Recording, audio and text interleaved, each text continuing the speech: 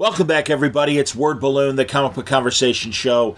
John Suntress here. Today I'm presenting a great two-part conversation. My first conversation with Rob Liefeld back in 2011, a very different comics world than what we have today, but also very different from the Liefeld beginnings of the 90s, or maybe late 80s. I don't even remember when Rob actually started, but this is fun and a really great talk. And I'm always happy to have Rob back. He is due to come back for something new. I hope we can make that happen very soon. But in the meantime, I think you'll enjoy this. But I just want to put it in perspective by giving you an intro here and explaining how long ago it was, 12 years ago. Really fun stuff that we talk about, and so much fun that I broke it into two parts. So I hope you'll enjoy it and hear what Word Balloon sounded like back in 2011 in this conversation with Rob Liefeld, Part 1, on today's Word Balloon. Hi, everybody. Welcome back to Word Balloon. This is John Suntress with an important plea for 2023. You probably read the headlines. Word Balloon took a sponsorship hit that was pretty significant, and I'm asking you if you've ever been a fan of Word Balloon and considered making a donation through Patreon, a very meager but important subscription. I hope you'll consider it. It's going to be a challenging 2023, and I need your help. So if you like Word Balloon, if you enjoy the content, I'm not going to slow down and keep bringing you some excellent content, but I could really use your help via Patreon, patreon.com/wordballoon. If you can afford the price of a comic book, if you can even afford $1 a month, it would be greatly appreciated and help the cause to keep Word Balloon going at the level and intensity that I've been doing in the last 4 or 5 years, and bring you a lot more content and a lot of great interviews and interesting things about the pop culture world. Patreon.com/wordballoon. I could really use your help. Thank you for your attention, your time, and listening to Word Balloon. It's Faye and the Moon, the latest graphic novel from Franco and the Saturn Sisters. Faye, mourning for her missing mother, sits night after night below the moon that her mother loved dearly. One night she discovers she can pluck the moon out of the star-filled sky. Back safe in her house, she holds it close, feeling comfort at last. Then Faye loses the moon and finds that taking it has awakened ancient monsters, rats, dragons, and more, who hunt for it for themselves. Will Faye be able to reclaim the moon, find her own inner strength, and save the world from eternal darkness? Faye and the Moon comes from the minds of Franco, whose works include Tiny Titans, Superman of Smallville, Archimaniacs, Itty Bitty Hellboy, and The Ghost and the Owl, and art from the Saturn Sisters, whose animated works include Sesame Studios' The New Neighbors, Hulu's The Awesomes by Seth Meyers, and PBS's Mira, Selkie from the Sea. Pre-order Faye and the Moon now. Available in bookstores and comic shops everywhere, February 21st. Word Balloon is brought to you by AlexRossArt.com. Alex has been a longtime sponsor of Word Balloon. I greatly appreciate it. You got to go to his website. You will find tremendous art from original work, covers, pages, fantastic lithographs, amazing posters. Every price point is covered, and every subject is covered at AlexRossArt.com. You've enjoyed his iconic looks at DC and Marvel, but also great stuff like his wonderful work on the Monkees, Monty Python, so many other great pop culture things that Alex has put his fingerprints on. His wonderful Flash Gordon poster that evokes the fantastic Dino De Laurentiis Sam Jones movie. Recently, Alex did things like the timeless Marvel covers featuring great solo shots of all your favorite Marvel heroes, and of course his Fantastic Four full circle graphic novel still available. All waiting for you now at AlexRossArt.com. Welcome again to Word Balloon, the comic book conversation show. This is John Suntress. We've got a double feature for you today. First, we're talking with Rob Liefeld. It'll be a two-part conversation, but in this part, Rob will be talking about his time at Marvel recently and his work on DC projects like Hawk and Dove, including issue 6 coming up in February, which will feature Rob's first attempt at drawing Batman in a comic book. Rob has a lot to say about the current comic market, both from the Big Two perspective and also conforming to the 20-page limitations as an artist. Then we've got part 2 of the Greg Rucka debrief. it's time to let you, the fan, ask Greg some questions about his novels like Alpha, coming out in the spring, Queen and Country, Stumptown, and a look back at the Comic Event 52, and Greg answering the question, would he want to tackle a big event at one of the big two himself? Candid conversations today on this episode of Word Balloon. Rob, finally. Yeah. Finally, Word Balloon. Thank you so much for doing this. Oh, yeah, no, thanks for having me. We met in 2007. Loeb introduced me to you. And, okay. It's been that long. And, I didn't know it had been that long. Congratulations on what's going on right now between Hawk and Dove and the Infinite and the announcement that Extreme is coming back. Yeah, it's a fun time. Yeah, I know that there have been announcements in the past that you were, close to some projects. Why do you think so much activity now as opposed to a couple years ago? Well, that's a good question. I don't know. I have pretty much been working nonstop since I got back into things in 2003. But like you said, for whatever reason, now things are more relevant, which is funny because that's kind of my motivation has been my motivation for the past 8 years is the the question of staying relevant, staying in the game. So I'm not sure why I'm not sure I have the answer to the question. I'm really happy to be doing as much work as I'm doing. Cool. And what do you think in 2003? What was the impetus to bring you back and start trying to do comics back then? Well, you'd have to start at what got me to step aside. I mean, the '90s. Were just so fast and furious. I mean, man, everything changed in the blink of an eye. The minute, really, it started with New Mutants 100. The decision. I lobbied Marvel to give me a title that showcased the characters I had created for the New Mutants. I felt like it wasn't, the New Mutants anymore. It wasn't the school. It was more of a book about Cable and his X-Force. And so, there's never been you're not going to find a book that they ended that went back to press 4 times and sold over 1 million copies with no gimmicks, nothing. That changed everything. I remember Bob Harris, my editor at the time, would say, Rob, we're going back to press again. We're going back to press again. Ring. Hey, we're going back. There's a purple cover. There's a gold cover, a silver cover, and what they call platinum.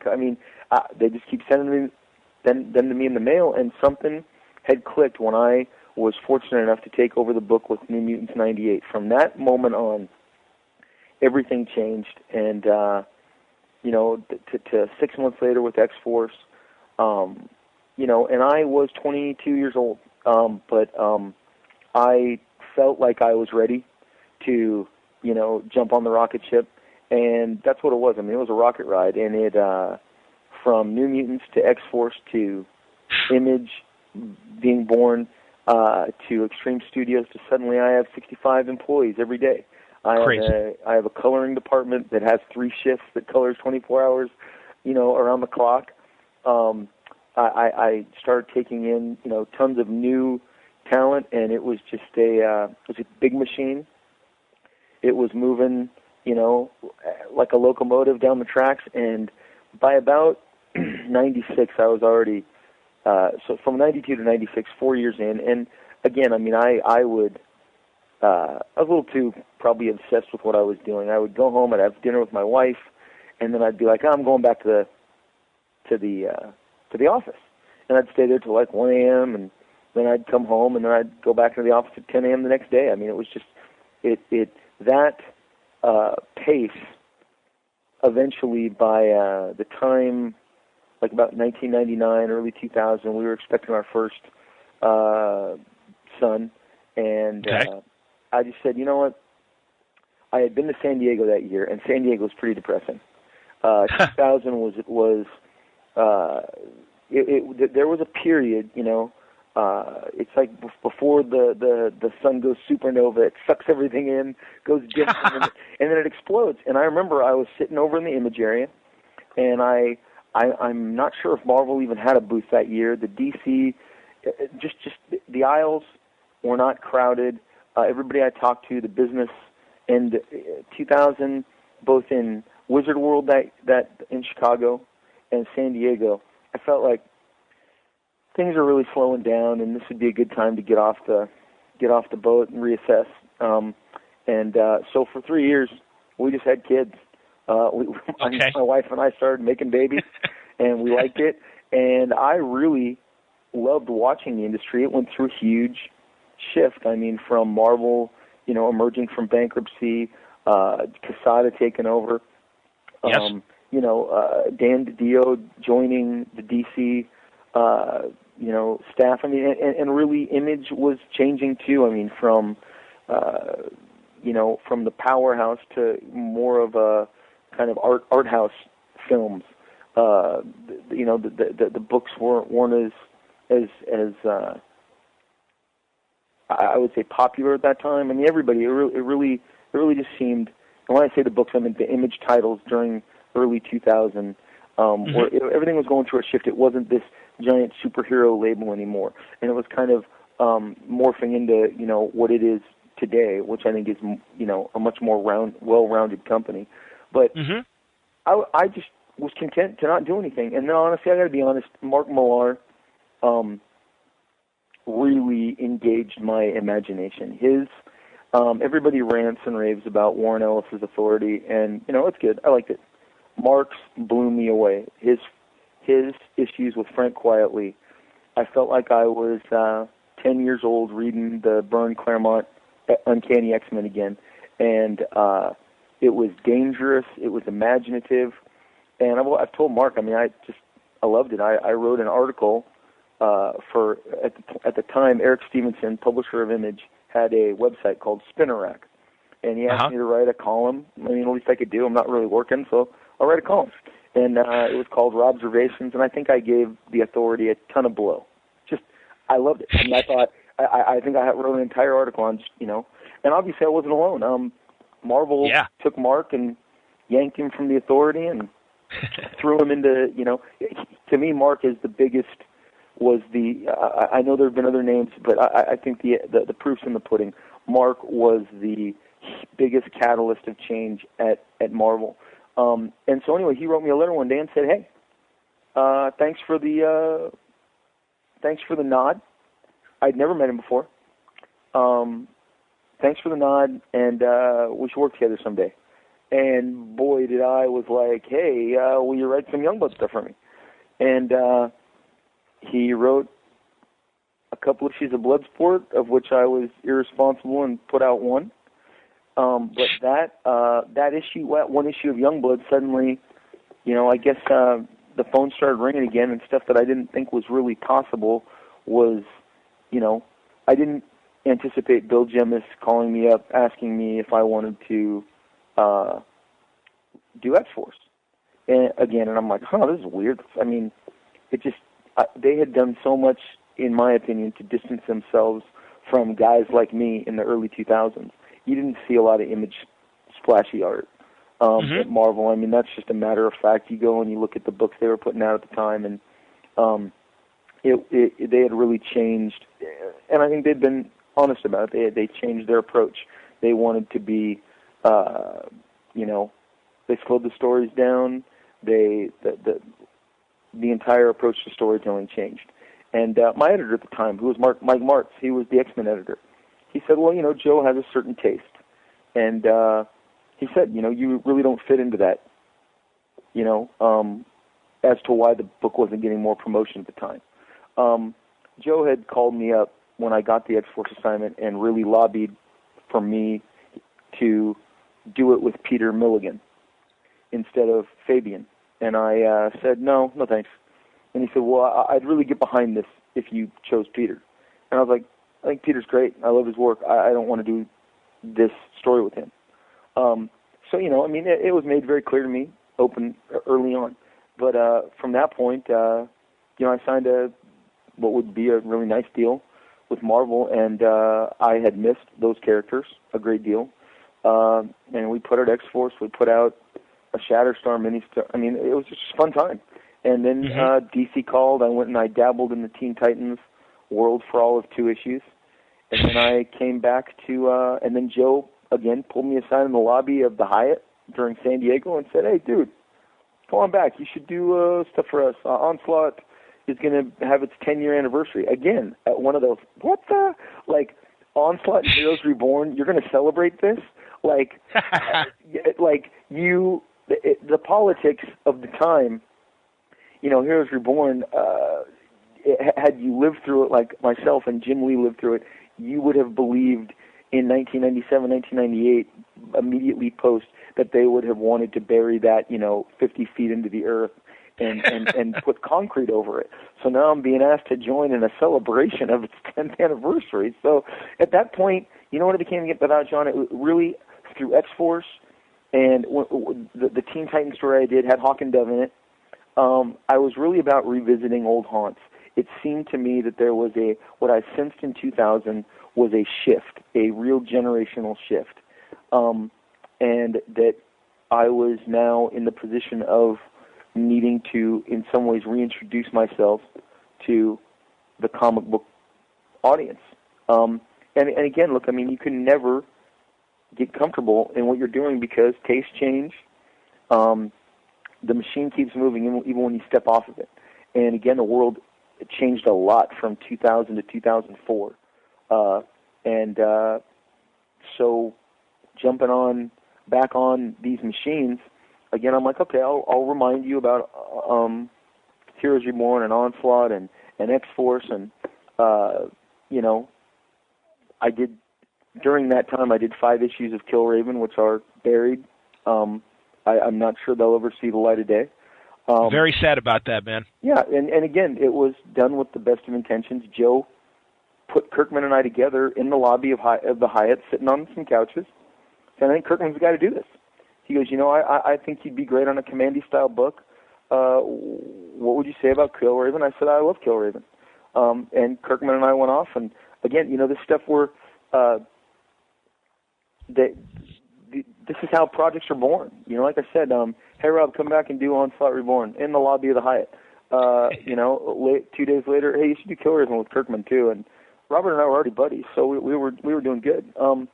But the thing is, I just suddenly project after project kept materializing, and I guess to get to where we are, I was on vacation with my family in Hawaii, and Axel Alonso called me and asked me if I wanted to do a bunch of Deadpool stuff. Yep. And I said, well, sure. I was going on my spinner rack the other day. I mean, there was a period in about 2 years that I did like 10 variant covers for Marvel with everything related to Deadpool and Cable. So they were, I was getting to play with them in terms of covers, but no interiors had been, offered to me, and I said, yeah, sure. So I did. They said, hey, we want you to be on this story that introduces Lady Deadpool. Great.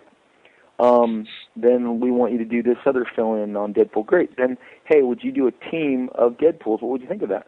And they sent me the lineup, and I go, oh my gosh, I think there's, huge possibilities with this. And so I committed to it right then and there without knowing what the story of the Deadpool Corps was. I just said, on this lineup and this sentence, I'll do it. I didn't know they were going to be in outer space. I had no idea. To me, I thought it was the Marine Corps, the Deadpool Corps. Because why would you put Deadpool in space? That didn't make any... I wouldn't have naturally made that connection. There's been a lot of books with Corps in it, not just like Green Lantern Corps. There was the Hard Corps from Valiant. So I'm just like, hey, sure. This is going to be 5 Deadpools in the jungles, overthrowing dictators, a team of Rambos. I mean, it'll be funny. Sure. So when I got the book and it was all set in outer space and they had a Deadpool spaceship, I had a choice to either do it or not do it. And what I've told people before, you take the bird in the hand. And really what was important to me at that point was to show everybody I could do a monthly book. And because Onslaught Reborn was a miniseries, delayed numerously over the writer and the fact that he had a couple of TV gigs and getting a plot every 4 months, it's not conducive to getting the book out. Sure. Deadpool Corps was told, no, we're going to have a script for you every 30 days. So boom. I was not satisfied. The writing in Deadpool Corps was fine. It wasn't the writing that was a problem. Victor Gish was a good writer. He gave me good scripts. It's the subject matter was just lame. He did the best Okay. thing with the direction. Later, I was told, to have a Deadpool team, it had to be off in space. It couldn't be on Earth interfering with the other Deadpool book. So you just kind of shake your head and you go, that's not a good idea. That wasn't the best utilization to me of the concept. I mean, so anyway, if you had the Snake Eye Corps, and 5 Snake Eyes from G.I. Joe, I wouldn't put them in outer space either. So, or the Deathstroke Corps, again, I just go, so I decided, well, what I'll do is I'll use this as a showcase to show everybody I'm serious about doing monthly work. And really, that gets us to here. Jeff Johns took me out, said he wanted to launch Hawk and Dove at a Brightest Day. Thought I'd be great to revisit it. Fantastic. Kirkman had taken me out to lunch the same summer. I was offered the Deadpool Corps, and he said, "Hey man, I really want to do some stuff with you. I'm going to have my own label, Skybound, which he would launch a few months later." And he's like, let's do something together. And so we all started, in my head, I'm like, I'll just use Deadpool Corps as an audition. And what I really want that to send a message to any artist, young, old, or new, it was the mature move for an older artist like myself. You may not love what you're drawing, but draw it, get it out, make it look good, service the client in a positive way. And use that. I got 2 hardcovers of the Deadpool Corps on my shelf, a couple trade paperbacks. Sure. But, I did 9 issues. Great. They all shipped on time. It's a great, again, relevance, staying relevant. And meeting your deadlines has never been more important. The tolerance for late books is, done. It slid back into that from like 2005 to 2010, and now you can tell. I mean, it really is at all costs. Whether you need 11 artists, 10 inkers, you got to get the books out. So, Deadpool Corps was a great vehicle to expand. And I think that answers your 20 minutes ago question. But I had to kind of run through the history of it. Is you have to be able to do the work if you're going to do the work. And doing Deadpool Corps got me 2 monthly assignments. And that's probably, the Extreme relaunch has been long in the planning as well. But again, I come from a good place. Now a retailer goes, this is a bunch of books that aren't coming out. No, it's not true. For 3 years, you've had nothing but Liefeld books that hit your stands. Sure. With regularity, and part of that was regaining trust, faith, the relationship between yourself, the retailer, and the fan. And again, I took it very seriously. Some of the other, like I said, I have an entire 5 issues of Killraven that were completed 3 years ago. Had those made it to the stand, that would be 5 more great, commercials for, my work or whatever. But it didn't happen. So. Ride the vehicle you got, and hopefully it works out for you. I saw those Killraven pages over the weekend. Yeah. You posted them, and I'm really glad that you did. And actually, Heidi McDonald's beat column is what made me aware of it. And I think that's one of the reasons why I was waiting to talk to you, because I had talked to Kirkman about it, and I said, okay, when the first issue is finally out there, I'm like, I'll bug Liefeld and get him on, because I was really waiting for it. And God, based on the pages that you've shown us, it looks like it would have been a really entertaining story. I hope eventually it does see the light of day. I mean, way before you guys, there have been projects that have sat in Marvel's drawers, and DC's for that matter, that were by top talent that just never see the light of day. So I hope this is an exception, and that eventually, especially given the success that the two of you are having again, that Marvel gets smart and does it. There is no damn good reason that book isn't out. There's just no damn good reason. Are you on good terms? Are you on good terms right now with Marvel, or? I wouldn't. I would say I'm not on good terms, but I'm not on, bad terms. Terrible terms. Okay. Terms. I just it was a time I actually left an assignment with them because they arbitrarily changed terms on me during the assignment, and I, look, my last email to them was, "I'm not your bitch, guys. and Okay. I hit send, and that's as my good friends from TLC would say, that's actual and factual. Understood. But it's just there comes a point where, and that felt politically motivated as well. You just at some point you dance and you get tired of the politics and you go, I'm going to take a while off. I worked at Marvel, like I said, pretty much nonstop from when I got the X-Force assignment was in 2003. It launched early 2004. So I mean I was there for a good 8-9 years. Sure. Did got some nice trade paperbacks, hardcovers. The work I did, I'm happy with. Love the characters, but the politics are. There's a part of the business that's getting I don't know. I'm not sure if I'd say it harsher, but certainly it seems that way in the last few months. You always should be with people who like what you do, and I felt like I would go hang out with people who like me and enjoy my work a little more. Because the thing I found out at Marvel, they don't take dissenting opinions well. And I kept challenging them on my last assignment with them. And during the Deadpool Corps, I challenged them on getting Killraven out. I can't tell you how many emails I sent and opinions I expressed as to, again, why there is no good damn reason. Killraven is a great... I know for a fact, I know people... Obviously, I got a lot of friends in the movie business. I live, 30 minutes down from Hollywood, and a lot of guys who I've met over the years. They've been, studio executives. They've been on the lot producers. I know they were trying to make a Killraven movie. They were trying to sell it as a futuristic gladiator. I think that's why they wanted to do it. I think that's why we got the assignment. He's a gladiator for the Martians. It makes sense. Certainly. Well, not only that, it has the Avengers in the book. That there's the future version of the Avengers, which absolutely are assembled along the way, and it has Wolverine, Iron Man, Thor, Hawkeye. It has Killraven. You go, this fits every economic model you have. It fits every creative model that you have, but because of politics, it's not happening. And you just go, man, I didn't, And the stuff that I showed, oh my gosh, the book gets so much better. But, I'm not going to sit here and make this all about a project that's not going to see the light of day. Eventually, Understood. Do I believe it'll see the light of day? Absolutely. It does not make any sense not to. Will it be in the way that I and Robert envisioned it? That's the big question mark.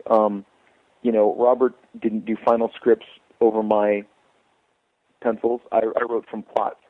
And if it's not Marvel style, okay. Yeah, and if it's not going to have Robert on the script, don't do it. Just make it a bad investment in terms of you put money into it and you're not going to get anything out of it. If you're not going to do it right, definitely don't do it. But and again, we're looking at if the first issue is completely colored. You don't get colored unless it was written and drawn. The second issue, I stopped at the color about 15 pages through. All 5 issues are penciled. At some point, I asked DC how excited they'd be to solicit a book that had 5 issues fully drawn. The penciling process is the longest process in the creation of a comic book. Inking, coloring all go much faster on the food chain. So that's what I've always maintained is there's 5 issues of this, fully penciled. You're soliciting projects that don't have pencilers on them. And during the summer and the early fall, there were projects with artists to be announced coming out from Marvel. That's just a fact. Like we can point in the previous catalog, artists to be announced, or TBD, to be determined. Okay, so your criteria is not the same across the board. So yeah, obviously, if you pick up some frustration, Marvel's it's a different company than when I worked there in 2004. It's Understood. a different company since Joe stopped being the editor-in-chief for certain. But I enjoy their books. They have great talent on plenty of their books. I buy them. The characters are great, So there's no personal harumph.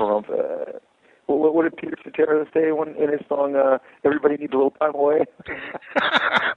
So yeah, just like Chicago said, everybody needs a little time away. So that's how I feel. Well, I hope somebody from Marvel comes back to you and says, "Hard for me to say I'm sorry. We're putting out Killraven." Okay, yeah, how about that? That would be great. Oh man! Well, let's talk about some of the books that are happening now. And honestly, I appreciate your honesty because, and also your point of view, Rob, because I really think you and the Image founders have a unique perspective on how the business is now compared to when you guys broke away in the '90s, when you guys started doing your own thing, and it's a different world out there. And I could hear it in your stories that you've already said. So let's talk about Hawk. Go ahead. No. I mean, look. Here's my thing. When you say I've gotten to the point where I just don't get, like, I'll just speak my mind, and that's what I think. A lot of people walk away and they keep their mouth closed. You know what? I have, shrapnel from the 25 years. I feel like I've been through a couple nukes. There's nothing. I've said it. There's nothing that's going to hurt me being honest. So I tell it like it is. It's refreshing. I wish everyone told it like it was, because it would be a different industry. No, I think you're right, and I think it is the flies in the ointment, for a lack of a better metaphor, that create change. I also think that both DC and Marvel, because they're bigger Hollywood players in the last 2 or 3 years, I see the difference. I think since Disney has kind of imposed its will over Marvel, for a lack of a better word. Oh yeah, and certainly DC the same way. I mean, and like you said, the monthly. Getting the books out are more important than ever, because essentially that is what they're looking at as they look at these properties, and also at the bottom line at how these divisions of these corporations, Time Warner and Disney, what are they doing for them, and what are they doing for them monthly? And if the books aren't out, then you're not helping the bottom line. Well, here's the other thing about the industry, and look, I love this industry, and it is changing, and when we do get around to talking to Hawk and Devin talking about DC, that's a company that was honest. They had an honest assessment of their product. And because they were honest and decided, you know what, this isn't working the way we want. We are going to massively reboot everything, and we are going to stick our necks out. We're going to take the 3 months, 90, 100 days of second-guessing, all of the turmoil that was created by the announcement of 52. We're going to stick to our guns. We're not going to apologize. But on the flip side, we're going to make it easy for you to support this. And again, that's a company that was completely honest with where it was at. What you just said, that you could see the Disney thing, and then about Marvel, referencing Disney and Marvel, but then you said, never have getting the books to have been more important. I would say yes, but in Marvel's case, never has it been more important to get their Disney-owned titles more space. The X-Men still survive because they are because they have such a rich history of sales for the company. Okay. But they do not put as much into those books, because they refer to them as licensed properties. And if you knew the terms of the deal that Fox has on the X-Men, which is, barring $1 billion check from Disney to Fox, that won't ever revert. Fox owns the X-Men forever. Yep. And when it comes to TV and movies, obviously, and that's the real money, obviously. But again, go to your toy aisle and see if there were any X-Men First Class toys on the shelf this summer. There were none. There were no X-Men First Class Legos. There were no X-Men First Class anything, because they shut it down, because they own Marvel manages that license. X-Men First Class toys would have directly competed with Captain America, Iron Man, and the things that they own, and Thor, 100% outright, instead of the 5%, 10% that they get off the X-Men. And and again, I'll notice it. I'm not sure my kids will notice it. Again, the toy aisles are where Marvel is waging and doing ridiculously well. Again, being a parent of 2 boys and 1 girl, and my daughter is very much influenced by her brothers. She'll pick up and play Modern Warfare with my oldest son. She'll, watch whatever scene from The Walking Dead I get cleared to show my sons. Because my wife says, yeah, that's okay, but you have to show it to them at like 3 o'clock in the afternoon, not at night. But so her dad's a crazy comic book person. So she is in the toy aisle. She sees all the Captain America, all that stuff. I mean, look, right now that's the dominance of Marvel. 16. I counted 16 pegs in my target to like 8 pegs for DC and like 7 pegs for Transformers. They in toys and merchandise, that's huge. And to not, they made a decision. We will not support. They had 3 movies in the theaters this summer. 2 of them got full support. 1 was just a movie. Understood. I heard. And trust me, those guys, they were like, no one's going to see a movie about the X-Men in the 60s. Oh, that'll be terrible. I'm like, oh, okay. There is a great filmmaker named Matthew Vaughn who is directing that movie. That movie is going to do very well. And again, X-Men First Class stood on its own. All it had was its theatrical release. So, again, watching the dynamics of that play out are fascinating. And then a couple years ago, when a lot of the guys who are my buddies at Marvel have left, John Barber was an editor there. He's now at IDW. Yep. All their other names are escaping me, but I'm just getting I'm going Rick Perry here. I'm going brain freeze. But no worries. I can't remember the name. But the bottom line is all these guys, they eventually left and moved on because they went as high as they could in terms of the editorial staff, and they had to make career choices about what to do next. But I presented a couple of new X-Men ideas with tons of new characters, and I was told that is not going to fly. We don't create intellectual properties for Fox. And I was like, whoa, okay, holy snikey.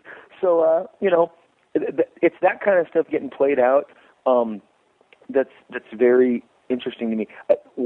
Why are they still battling Mr. Sinister? Because he was created in it. They're not going to create a new... They're still battling Mr. Sinister and Apocalypse, from what I can see, because they're not allowed to create new villains. Think about that. Okay. Interesting. So, and now, whenever this is posted, hit the time clock for the massive denial. But anyway, it is what it is, brother. And that's from the guy who created Cable and Deadpool. I do have, and X-Force, Shatterstar, Domino.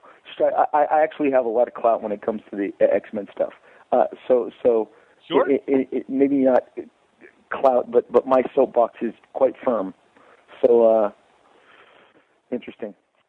Very interesting. And no, honestly, you could tell, I know it as well in the interviews that I did around the time of X-Men First Class. And you're right, there was this indifference because it's something that they no longer own outright. And as you say, they only get a percentage of what Fox really makes on those movies. So it makes sense. So yeah, they are focused, as you say, on the ones that they own outright and can fully exploit through television and film and truly get money. I mean, Spider-Man, unfortunately, has obviously the same kind of deal with Sony. It's a better deal. It's a much better deal. Okay. They used the X-Men success to cut a better deal. Sony wanted Spider-Man so bad. People forget, man, Marvel was in bankruptcy 11 years ago.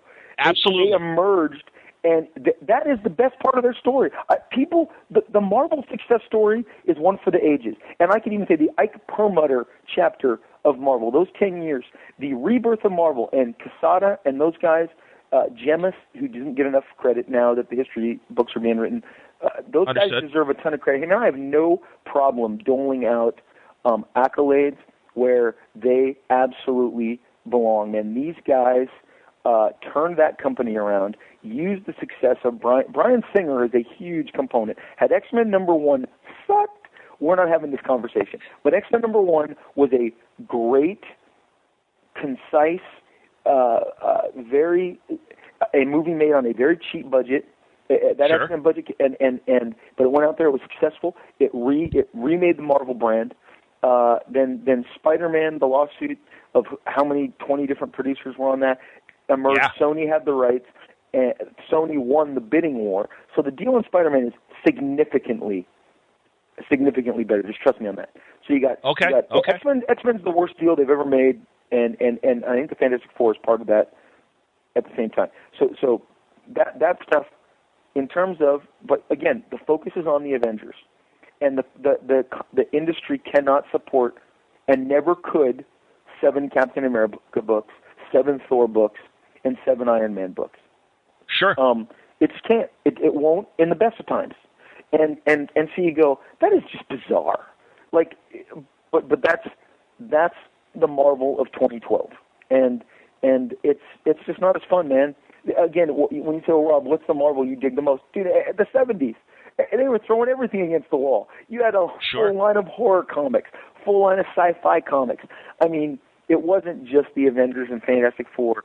And, that was when Iron Fist and Luke Cage were born, and Devil Dinosaur and Machine Man. So Shang-Chi, absolutely. Yeah. So I mean, that to me, Marvel has never been as exciting as it was in those days, and certainly now that it's 9 Captain America. And yes, this is my opinion. But my opinion comes from a guy that can buy every Marvel comic every month if he chooses to. Sure. I'm the perfect buyer, and right now I'm buying at an all-time low, brother. So interesting. So and also, because I don't want this to be Marvel bashing. I understand that. When you talk, but the bottom line is the product on the stands is affected by that Disney deal 100%, and that's what we're saying. Okay, and honestly, I wanted to talk some big picture stuff with you, and I think you're fulfilling that with your thoughts on Marvel. It isn't just Marvel. I think DC has, and I appreciate the contrast, and we can look at it starting with Hawk and Dove. As you say, Jeff came to you with Hawk and Dove. Tell me about the relationship with you and Sterling. Is this a plot that you had in mind? It seems in a lot of ways, obviously, that you're kind of finishing unfinished business that you maybe had with the characters. Interestingly enough, I can tell you this much. I am just the artist on Hawk and Dove.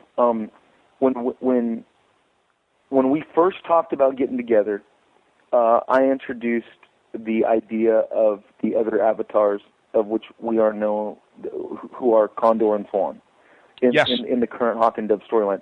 But Condor as an old man, Swan as a teenage girl, which I think are fantastic. I mean, I can't take credit away from Sterling. These are his. I don't write the plots. I don't write the scripts. I just draw. Now I am drawing I am writing and drawing issue 6. Due to a scheduling thing, but the thing, Hawk and Dove, and what I would call, the secondary characters in the DC 52. And look, I'm a numbers guy. In sports. I love stats. I love manipulation of numbers to bolster anyone's argument. But the thing with DC 52 is, I think I counted. 32 of the 52 were based on the icons. I believe if you actually do the count, there's 12 Batman books, and anything that has Batman in it is a Batman book. Sure.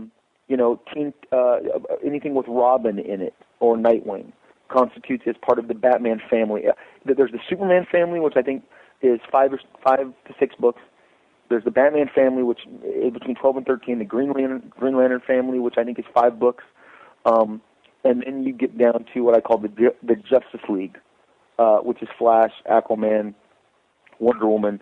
Those when you tally all those books up, again, you got Batwoman, Batgirl, Batwing.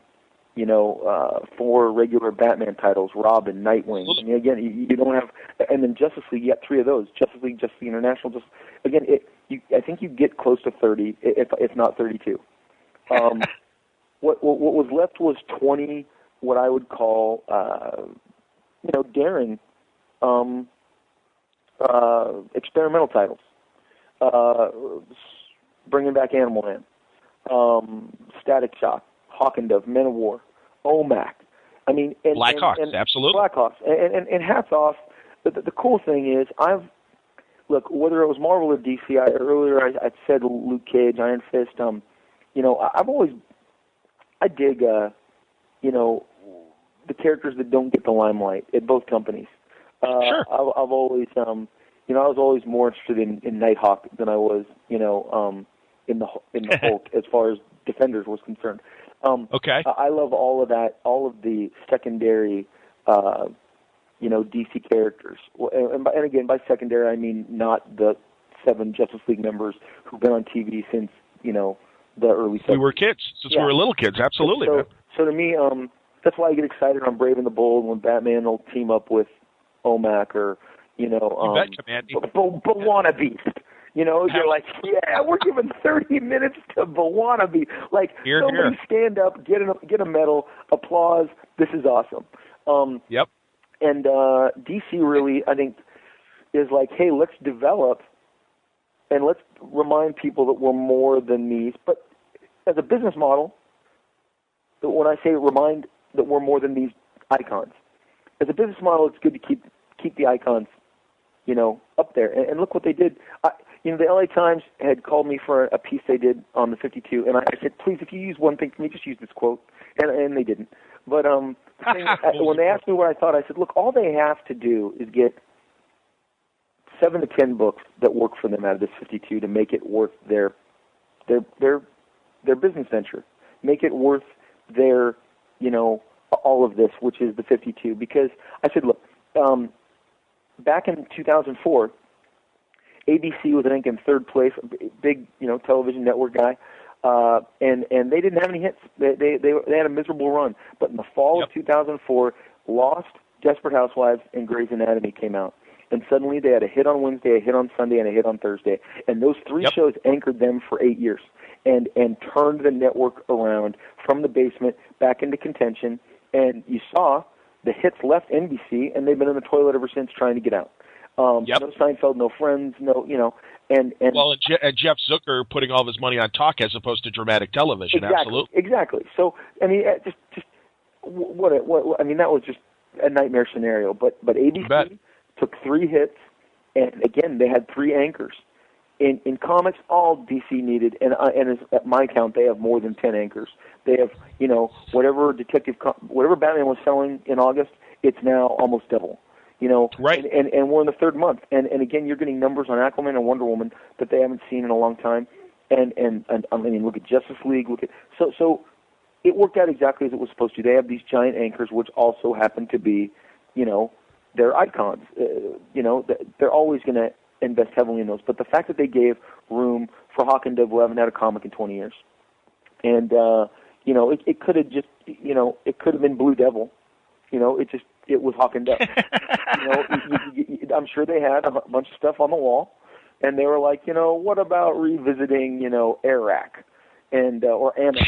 I mean, so on some level, they really went out there and cherry picked some of the unknown. I mean, people don't know who Hawk and Dove is. They just don't. You're not going to go to somebody in Starbucks. Guy in Starbucks the other day comes up to me, sits across from me for about 20 minutes, and goes, "Hey, are you Rob Liefeld?" And I said, "Hey, how you doing? Nice to meet you." And he said, "Hey, I've got every issue of Youngblood and X-Force and all." So, that's very cool. He's a business hedge fund guy now, and he goes, "What are you working on?" I said, "I got a comic book with the guy who does the Walking Dead, and I do a book for DC." I didn't, because if I say, "Hey, I'm drawing the Infinite and Hawk and Dove," I know he's going to go, "What?" So, DC Comics, you know what DC Comics is, and the guy who does The Walking Dead, now you know that there's 2 things that you know. And, and he said, "What's the DC comic book?" And I said, "It's called Hawk and Dove." And he kind of looked at me, and again, he didn't know what I was talking about. So it's not. It'd be the same thing if I said, "Hey, I'm doing The Shining Knight," or "I'm doing OMAC." I mean, sure. Oh boy, what. Superman, Batman, Spider-Man, now X-Men, they have the cachet. So the great thing about DC and the 52 is they gave these books a shot. And again, it's Nobody said it was going to be easy, and the testament is, if you had told somebody OMAC will outsell Wolverine and Deadpool for a couple months, people would be like, "What?" Like, that's not going to happen. But it's again a testament to the way that they sold the entire program and got people on board. And John, I was caught up in it. I started going to my comic store every Wednesday to make sure I got every one of the first issues. It became like a movement, Occupy Comic Store, just for the DC 52, and now it's how many people are going to hang around. And getting back to, again, the comic book, Hawk and Dove is, it's not an easy sell, I'm not going to lie to you. So we got our work cut out for us. And hopefully, we can keep people's interest and keep generating stories that will get people to, give us a look. We obviously got a pretty good sampling, but I'm on the phone with DC all the time, going, "Hey man, this is to be honest, Batman doesn't need your marketing dollars. That deed is done. These other books need your marketing dollars." But I also know that the answer to, let's say that Hawk and Dove and OMAC and these books don't work out, they can turn those into Superman books or Batman books on the schedule, and they'll be just fine, and probably get a bigger return, and could have launched like that in the beginning. So the fact that, again, we're getting some time to try and find an audience is great. I sat down with Bob Harris and Dan DiDio in New York, and just told them my concerns going forward with a book like Hawk and Dove. And I was really concerned and considering, after the first story arc, that, perhaps that's all I had to say on the matter, that I should, maybe go and get in the back of the line to do fill-ins on some of their other books. Because I just like working on the characters. And Dan and Bob were like, no, we believe in this. We think there are, more Hawk and Dove stories to tell. We want to support this. So, that was, I could see in Dan's eyes he was serious. Now, we all know it's a numbers business, so it'll be dictated, by numbers. But, again, to their credit, giving a large portion, 20 kind of misfit titles, a chance at stepping out of the shadows and into the sunlight, I think is a cool move for any publisher. It just so happens DC was bold enough to do it. I also wonder, given that there's a second and third wave that we're hearing about, and also conversations that I've had with guys like Bob Wayne and John Root. They've been on the show a lot lately talking about the numbers. But I was also asking them, given how the digital model is kind of being looked at in a way that it never has before, and we're really at the start of this digital age, if some of these second-tier things are really there to only generate an arc or two and then see how they do in both the digital market and then as a trade. Because, and then, let's sample some other things. Going back to almost that miniseries model that was there in the 90s and in the early 2000s, I think at both companies. And I don't see a problem with that. I think, they've got all these intellectual properties, and why not, with the new eyeballs that are on these, or even returning comic readers that, maybe interest in something like the 52 have created, that this is a good chance to kind of experiment beyond the sure sellers. And as you say, there's always going to be that core of Batman, Superman, Justice League titles. So why not see if there's room for a new Roy Raymond TV detective, or whatever you want to do with Roy Raymond today, or like OMAC and all these other things. And who knows, GI Robot and everything. Throw everything against the wall, see what maybe does generate interest. Resurrection Man, obviously, that's interesting. But then after that arc, let's drag out a few more and see what happens with those guys and rotate things. Who knows? Yeah, look, it's bold, and like I said, they did it in a really smart way. They've hedged their bets with the strength of their icons, and now they got some room to experiment. And hopefully they continue to do that. It's, obviously, you'd understand if they didn't, but it's nice that they are continuing to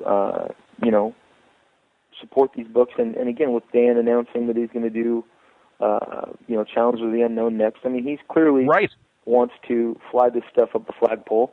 And again, it's not, the easiest thing to do would be just to go, hey man, can I do an arc of Green Lantern Corps? It's going to sell no matter who draws it.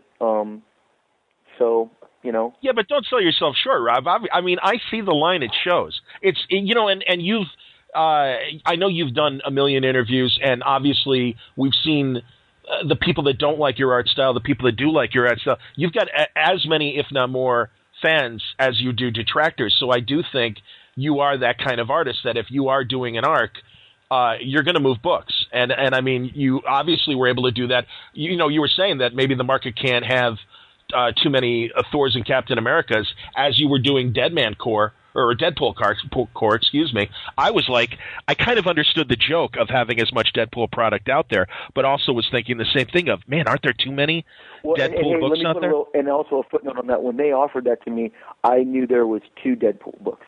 When I didn't know that Deadpool Team Up was happening and going to come out before, and I also didn't know Deadpool Max. I had no idea. What I learned through that was to ask a lot of questions. Don't blindly just on a phone call go, yeah, it looks great, let's do it. I have had to learn. And just you get relaxed. You think you know the lay of the land. And again, Deadpool Corps was a fun book. It's not what I would have done with the book. I didn't phone the book in.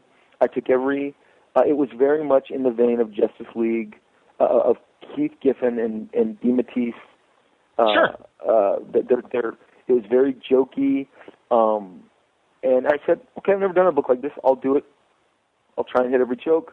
I'll do it at the best of my ability. It's just not, I don't believe that they got the most out of that model. Because the only guy doing Deadpool any justice month in, month out is in the pages of X-Force with Rick Remender.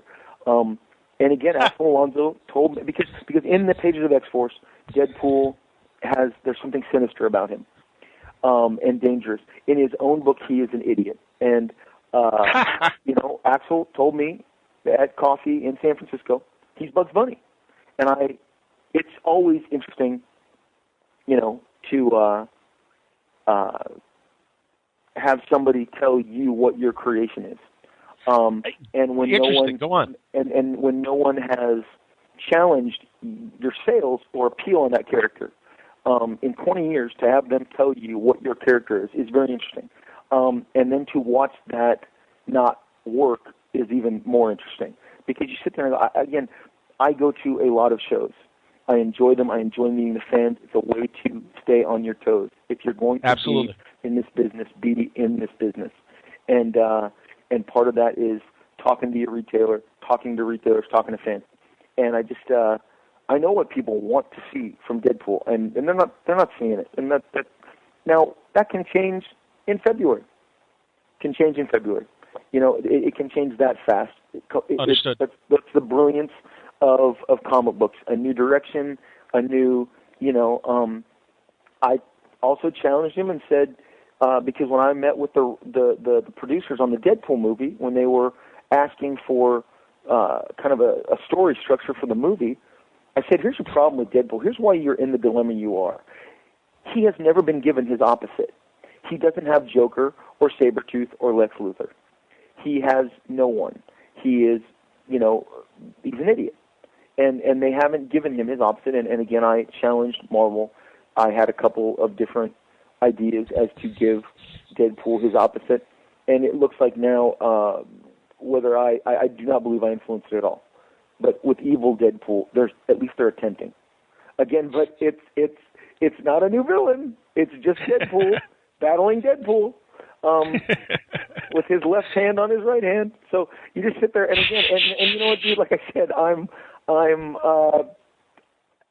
don't take comics too seriously, but I do roll my eyes a lot, And again, I got the shrapnel, and I feel like I've earned myself at a position at the table, and I can certainly comment on my own character,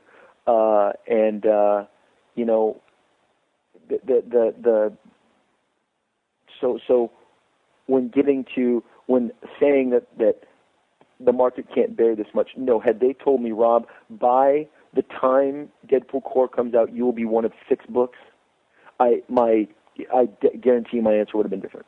But at the time, it was like, oh, a third Deadpool book, and this one's with a team. Okay, that makes sense. But again, I didn't know they were going to be in outer space, man. I was like, what? I remember they're in a spaceship. Yeah, there was definitely a call after I received that script. But at some point, the train leaves the station, and you're drawing it. You know. Understood. So, Well, then, are there? Because I want to get to the Infinite, but I want to stay on DC for a second. Are there icons?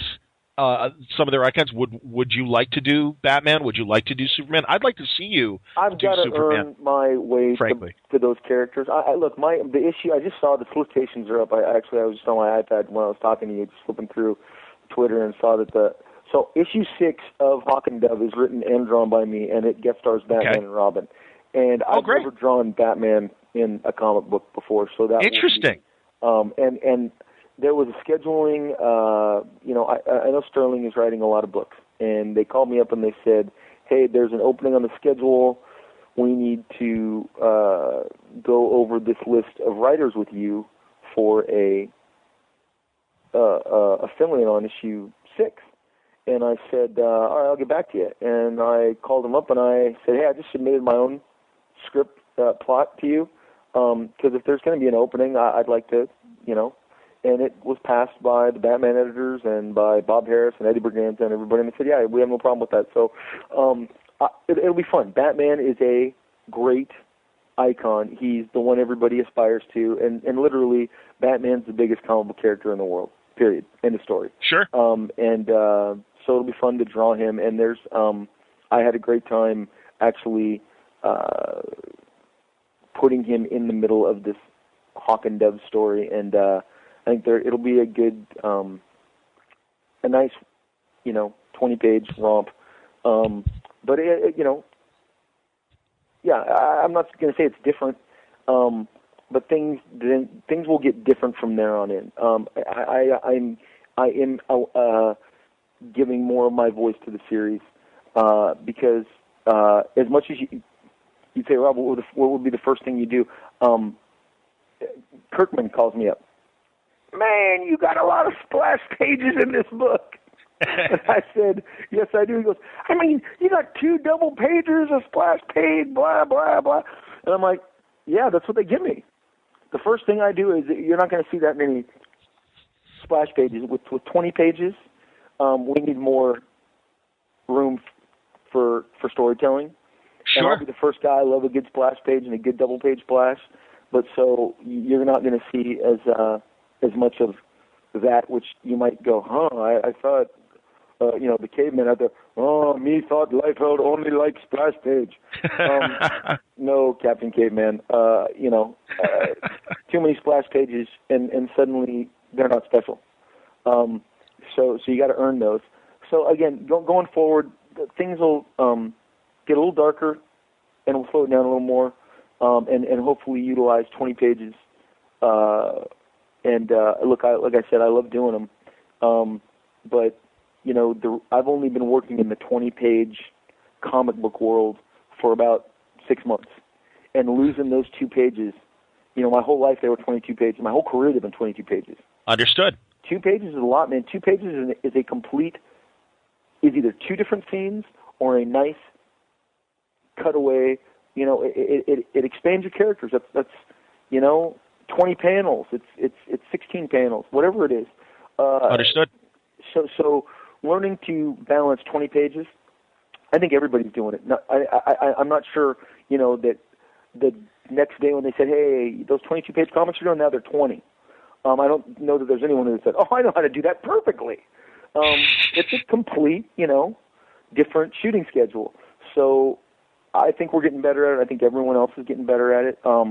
I envy the guys who are still able to, because there are some books I've noticed who are getting more page count. It's completely, from what I can tell, just random across the board. Some DC and Marvel books have 24, some have 22, most have 20. But yes. you'd think maybe it was only the top tier. No, some of these middle tier books are getting 24, 22 pages as well. So, but anyway, the DC stuff. I mean, I love it. I'd love to draw OMAC. I would love to draw OMAC, the classic and the new. The minute I saw the solicitations for the new OMAC in May, I told the deal, oh my gosh, it's the Techno Hulk. I love it. It's brilliant. I love the blue OMAC. I think he's great. I mean, I've always loved this DC stuff. And I made my career on a couple of D-list, DC characters with Hawk and Dove. Absolutely. And we're fortunate that they are letting us, play with these characters. I mean, these. I was about to say these characters have been in a cage and making an allusion to birds in a cage, but which I wasn't planning on. But the bottom line is, I mean, they were off the map for 20 years. I mean, Jeff Johns' personal affection for Hawk and Dove is why they came back to the limelight. I mean, he said so himself. Interesting. He used them a great deal in Blackest Night. He highlighted them as part of Brightest Day, and I mean, you go to the store and you see the busts of.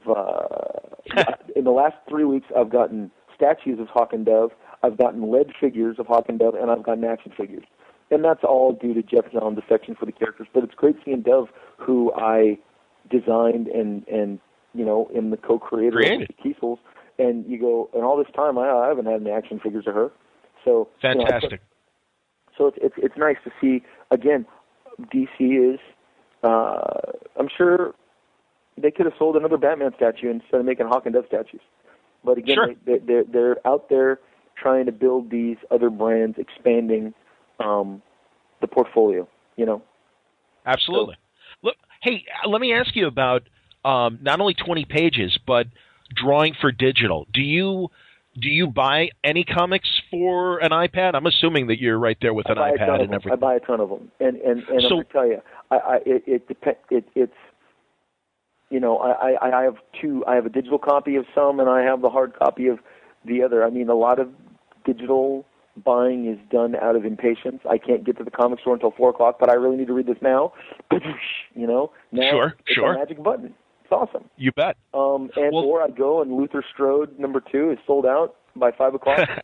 I hit the magic button, and so you figure they're getting my money one way or the other, and then I'll still go to the comic store and buy the hard copy. I'm one of those, I've heard people go, really, you buy them twice? Come on. Aren't I buying them twice when I buy a single and I buy a trade and I buy, I can walk out to my Dark Knight collection. The other day I was going to take a picture. I mean, I have every version of Dark Knight, Frank Miller's Dark Knight. I mean, original trade, new trade, 10th anniversary trade, hardcover, absolute. Omnibus. You just go, omnibus. You just go, I'm not already buying these 20 times?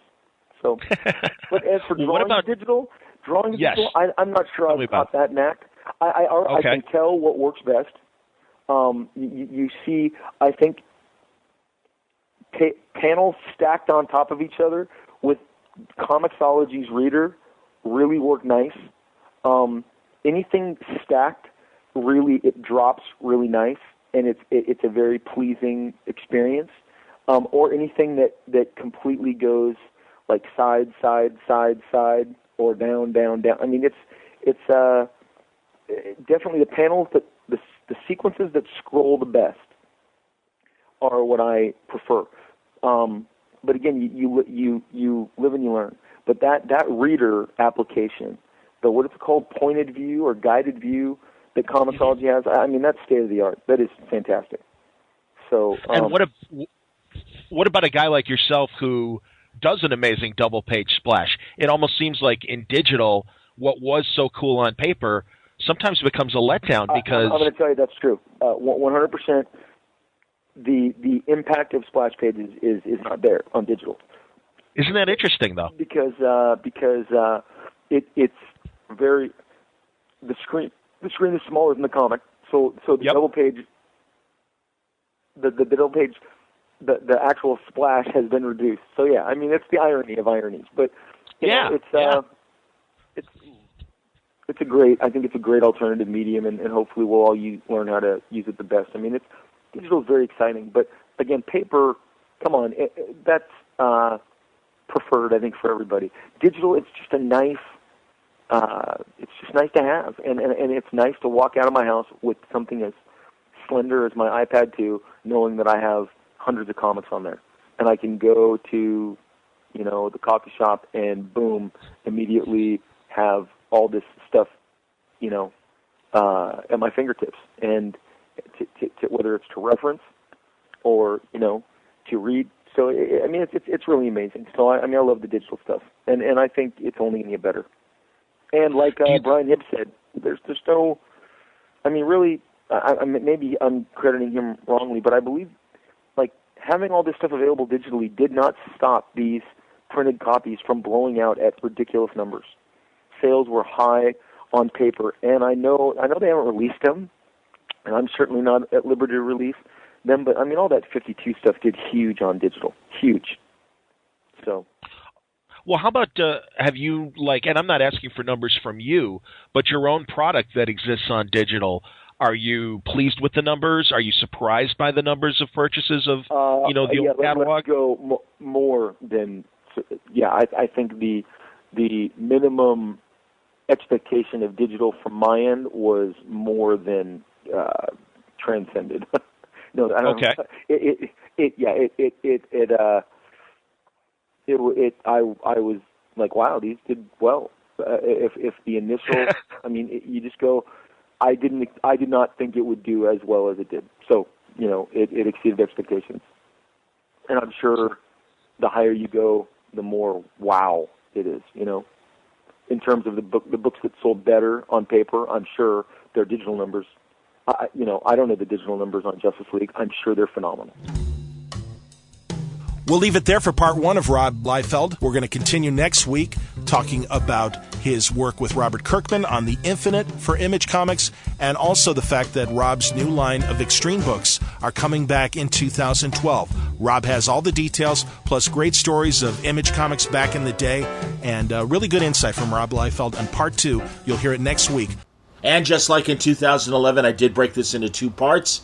Part 2 is coming very shortly, but I think you'll enjoy it. So thanks a lot for listening, as always, to Word Balloon and supporting the show via Patreon, via checking out our good sponsors. Until next time, Word Balloon is a copyright feature of Shaky Productions, copyright 2023. Stay safe, stay happy, stay healthy.